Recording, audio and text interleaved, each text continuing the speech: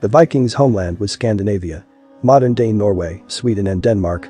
From here, they traveled great distances, mainly by sea and river as far as North America to the west, Russia to the east, Lapland to the north and North Africa and Iraq to the south.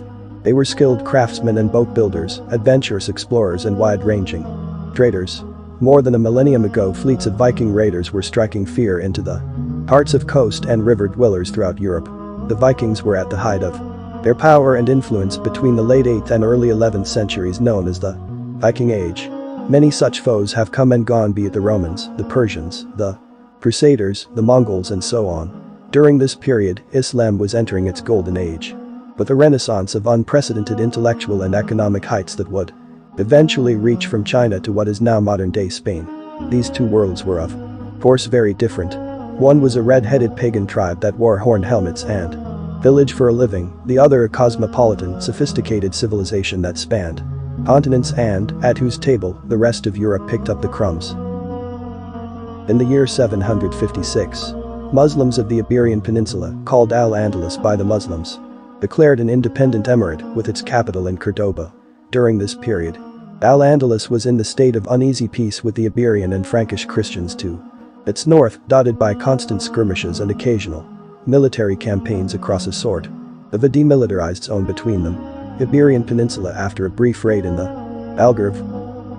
The Viking fleet, composed of allies of Hastain and Bjorn Ironside, sailed from their base at Mourmoudier on the Loire River estuary in Francia.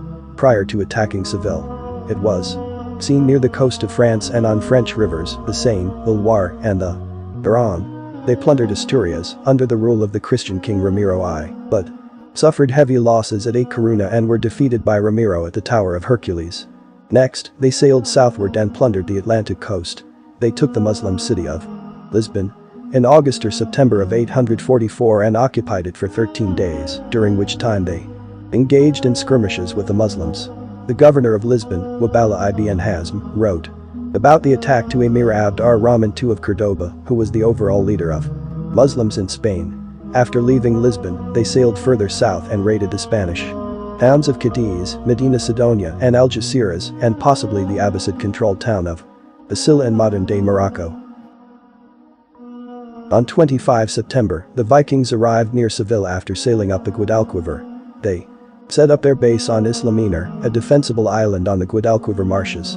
On 29 September, local Muslim forces marched against the Vikings but were defeated. The Vikings took Seville by storm on 1st or 3rd October after a brief siege and heavy fighting. They looted and pillaged the city and, according to Muslim historians, gave its inhabitants the terrors of imprisonment or death and spared not even the beasts of burden. Although the unwalled city of Seville was taken, its citadel remained in Muslim hands. The Vikings tried but failed to burn the city's recently built great mosque. When Abd ar-Rahman II heard about the fall of Seville, he mobilized his forces under the leadership of his Hajib, Isa ibn Shuhid.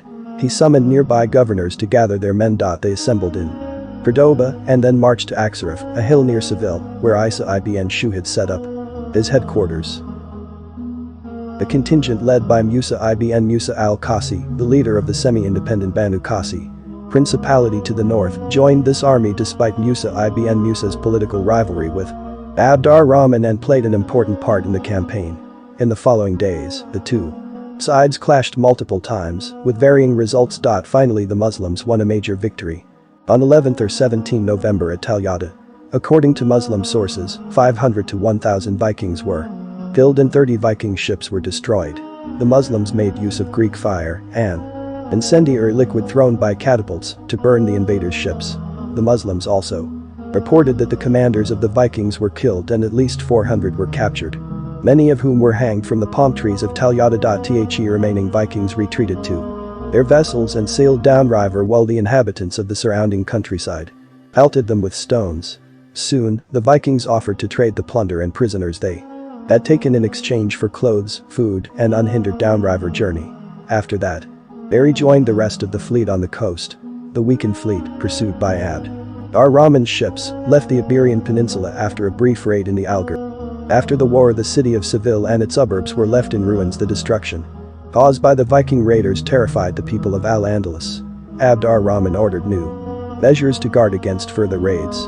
He established a naval arsenal, Dar al-Sanaa, in Seville and built walls around the city and other settlements.